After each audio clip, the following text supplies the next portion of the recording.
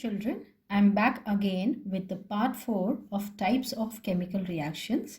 इसमें मैं आपको रिडक्शन रिएक्शंस के बारे में बताऊंगी और ऑलरेडी मैं अपने पहले वीडियोस में आपको ऑक्सीडेशन रिएक्शन के बारे में बता चुकी हूँ.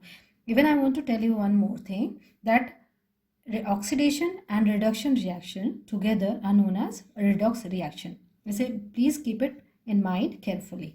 Now, what are reduction reactions? Now, reduction reactions are reaction in which three possibilities are there. Three things can happen. Now, what are the three things? Number one, loss of oxygen. That means किसी reaction में अगर oxygen loss होता है तो वो एक reduction reaction है. Addition of hydrogen.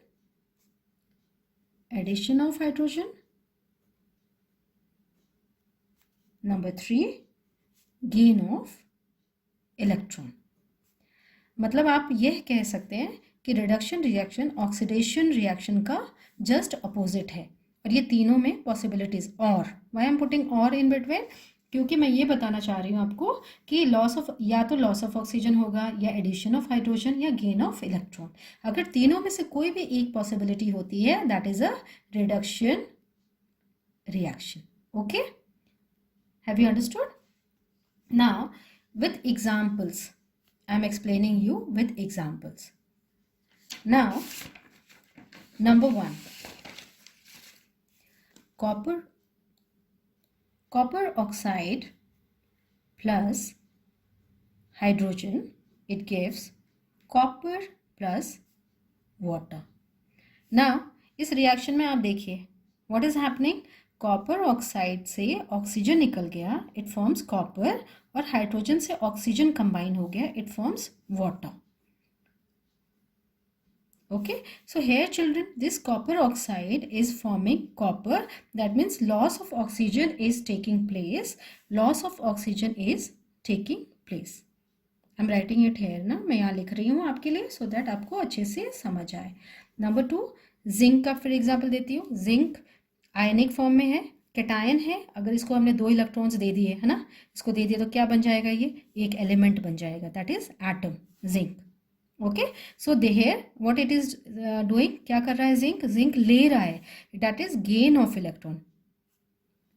Zinc ने इलेक्ट्रॉन्स को लिया है ना, जब लिया तो इसने एक जिंक बनाया, तो इसको हम बोलेंगे reduction reaction. Number 3, 2Na plus H2, that is sodium plus hydrogen, gives sodium hydride, that is addition of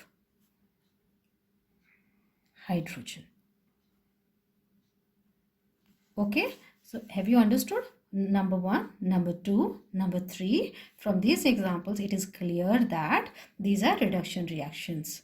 Okay children, अगर आपको इसको समझने में कभी भी डिफिकल्टी होती है तो please watch my videos again so that it will have a clear understanding. आपको बिल्कुल क्लियरली समझ आ जाएगा कि अगर रिएक्शन में ये तीनों पॉसिबिलिटी होती हैं तो वो रिडक्शन रिएक्शन है.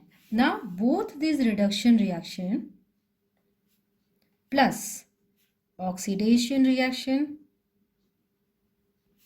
together form redox reaction. मैं क्यों बार बार रिडॉक्स रिएक्शन कह रही हूँ, क्योंकि ये बहुत इंपॉर्टेंट पार्ट है रिडॉक्स रिएक्शन. और ये रिएक्शंस डेली लाइफ में बहुत सारे एग्जाम्पल, रस्टिंग, रेंसिडिटी, जो कि मैं अपने अगले वीडियोस में आपको बताऊंगी कि रस्टिंग और रेंसिडिटी क्या होते हैं ये सब. Okay, then combination reaction, all these where oxygen is combining या hydrogen is given out or electrons is losing, all are known as redox reaction. Now redox reactions, just one example I am giving you, like जिसमें oxidation reduction दोनों होंगे. Copper oxide plus H2 gives copper plus H2O. इसको आप carefully देखिए इस reaction को. What is happening children, just see, ये देखो कॉपर ऑक्साइड कॉपर फॉर्म कर रहा है, मतलब इसमें से ऑक्सीजन निकल रहा है. तो ऑक्सीजन जब लूज होता है तो क्या होता है, याद करिए मैंने क्या बताया आपको अभी, जब ऑक्सीजन लूज होता है, लॉस ऑफ ऑक्सीजन, तो ये हो गया रिडक्शन. ओके, एंड जब अब ये वाला आप देखो हाइड्रोजन क्या कर रहा है, हाइड्रोजन यहाँ ऑक्सीजन से कंबाइन होके प्रोडक्ट में वाटर फॉर्म कर रहा है, यानी हाइड्रोजन बेचारा अकेला यहाँ हाइड्रोजन था, बट प्रोडक्ट में ये हाइड्रोजन ऑक्साइड हो गया, यानी ये वाटर हो गया। तो ऑक्सीजन को कंबाइन जब किया तो इसको बोलेंगे oxidation. Okay, now this is reduction, this is oxidation. That means in this type of reaction, in this reaction, ये जो एग्जाम्पल मैंने दिया है इसमें रिडक्शन भी हो रहा है और ऑक्सीडेशन भी हो रहा है, तो इसको हम बोलेंगे रिडॉक्स रिएक्शन। इस पूरे रिएक्शन को हम बोलेंगे रिडॉक्स रिएक्शन। तो आपको पता होना चाहिए। इसमें एक और चीज़, इंपॉर्टेंट चीज़ मैं बताना चाहती हूँ कि इसमें एक होते हैं oxidising agent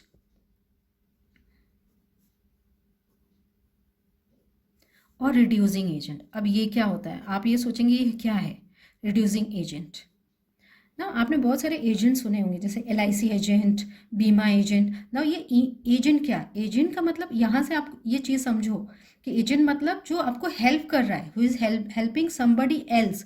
that means if copper oxide is helping hydrogen to get oxidise, so it is known as a oxidising agent. फिर से मैं रिपीट कर रही हूँ कि कॉपर ऑक्साइड किसको हेल्प कर रहा है, दूसरे सब्सटेंस, दूसरा कौन है यहाँ हाइड्रोजन, हाइड्रोजन को ऑक्सीडाइज होने में हेल्प कर रहा है, तो इसको हम बोलेंगे ऑक्सीडाइजिंग एजेंट। एजेंट क्या करता है, दूसरे को हेल्प करता है, वो खुद कुछ नहीं करता, वो दूसरे को हेल्प करता है। तो यहाँ copper oxide is known as oxidising agent. Similarly हम हाइड्रोजन क्या कर रहा है, वो कॉपर ऑक्साइड को हेल्प कर रहा है रिड्यूस होने में, तो ये रिड्यूसिंग एजेंट हाइड्रोजन कौन हो जाएगा यहाँ, रिड्यूसिंग एजेंट।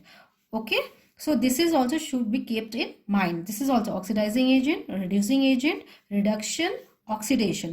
कौन ऑक्सीडाइज हुआ, who is oxidizing, oxidise substance कौन सा है इसमें, is hydrogen, and reduce substance कौन है, substance copper oxide. Okay, copper oxide is also a reducing substance and as well as oxidizing agent. Hydrogen is oxidizing substance as well as reducing agent. So आप इसे समझ सकते हैं कि agent का मतलब जो दूसरे सब्सटेंस को हेल्प करे रिड्यूस होने में, उसको ऑक्सीडाइजिंग एजेंट बोलते हैं, और जो ऐसा एजेंट जो दूसरे को हेल्प करे रिड्यूस होने में, उसको बोलते हैं reducing agent. So this is all what I need to tell you in this session. This is all for the session today, children. Thank you for watching the video. I hope it will benefit you a lot.